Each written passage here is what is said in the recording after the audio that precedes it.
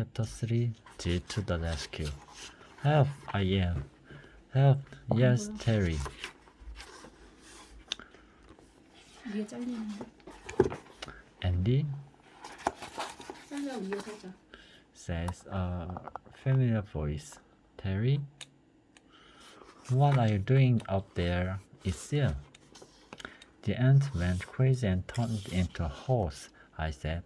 Can you turn the tap off so we can get down? Says Terry. Sure thing, says Jill. Jill turned the horse off at the end tap. And Terry and I fall to the ground with a loud thump. What did you do upstairs, the ants? Says Jill. They appear to be very agitated. It's Terry's fault, I said. He left the ant farm gate open and all the ants got out and started attacking us. I only left it in a little bit open, says Terry. Jill frowned. When it comes to ants, she says, a little can be a lot. I'd better have a talk to them.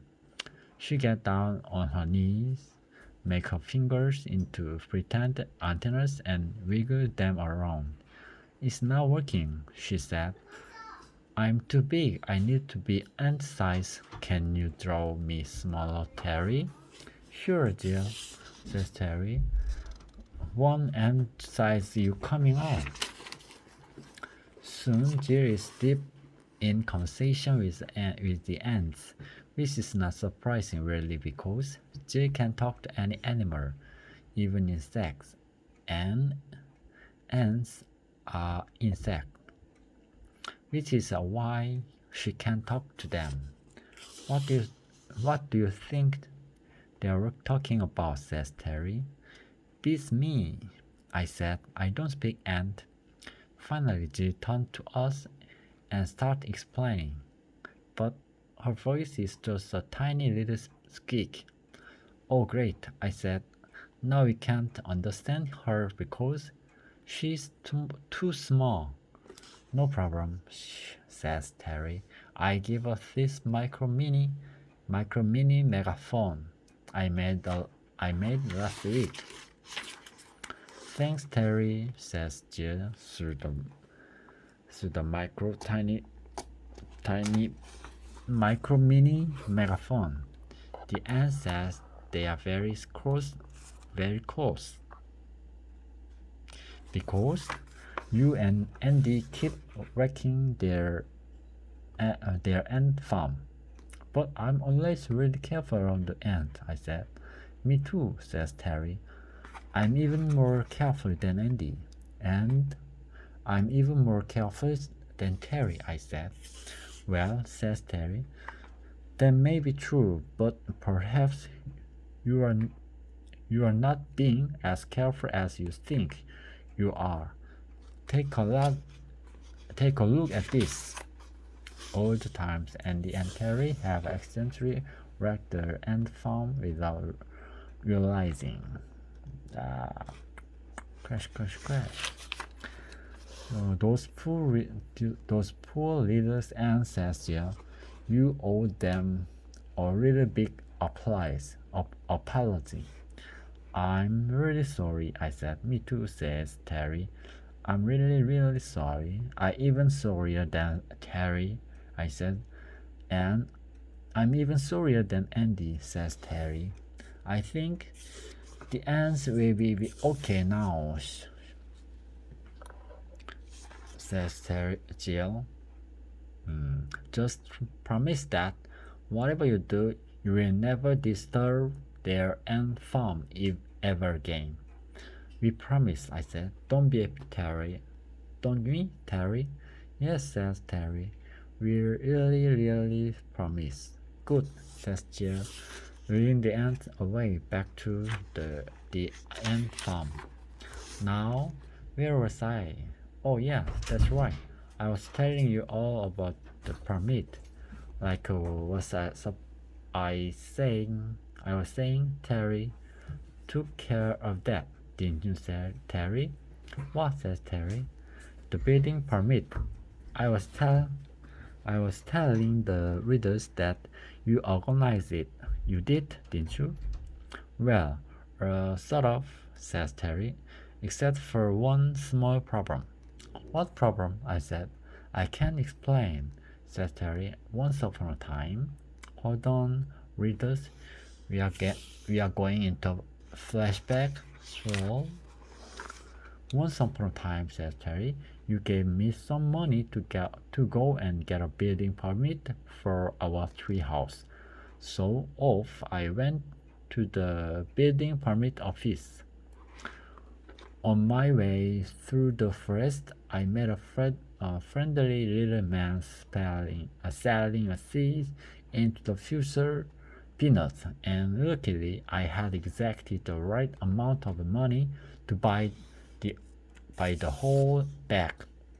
I didn't eat them, though, because I remembered that I'm allergic to see into the future peanut. So I tried to see it to the future peanuts for the fastest horse in the world. But it wasn't fast enough, so I traded it for a talking goat. But the goat only spoke French, so I traded it too for a singing monkey. But I turned out the monkey couldn't sing happy birthday, so I traded for a solid goldfish. But the solid goldfish was so heavy it couldn't even swim, so I traded for a mathematical mouse. But the mathematical mouse thought 2 plus 2 equals 5, so I traded for performing flea. But the performing flea refused to do any trick. So I traded for magic bean.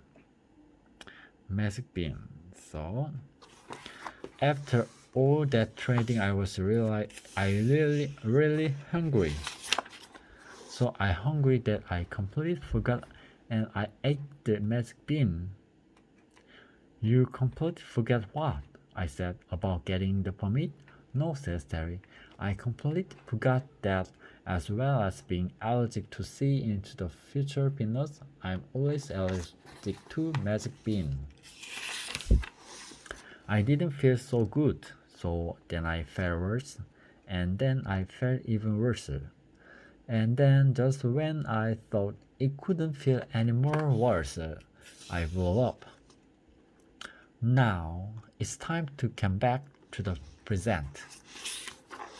So you are telling me we don't have a valid building permit for the treehouse? I said to Terry. That's right, she said. But looking on the bright side, I blew up, but I didn't die. That's true, I said, putting my hands around his throat. But you are going to die now. And any last word? Any last word? Yes, grabbed Terry. Who's going to answer the phone? Ring, ring. I will, I said. And then